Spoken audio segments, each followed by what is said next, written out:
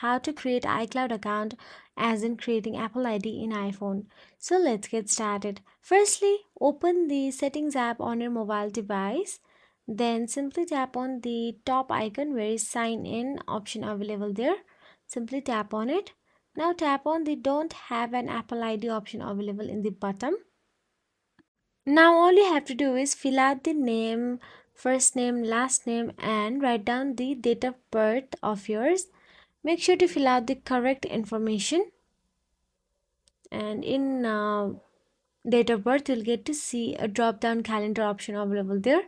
You'll have to choose your date birth accordingly and continue with the process. Now write down your email address. Make sure your email address is correct. After you write down your email address, continue with the process. And here you'll have to enter your password and verify your password. After you do that, tap on the continue option available there and you will have your Apple ID.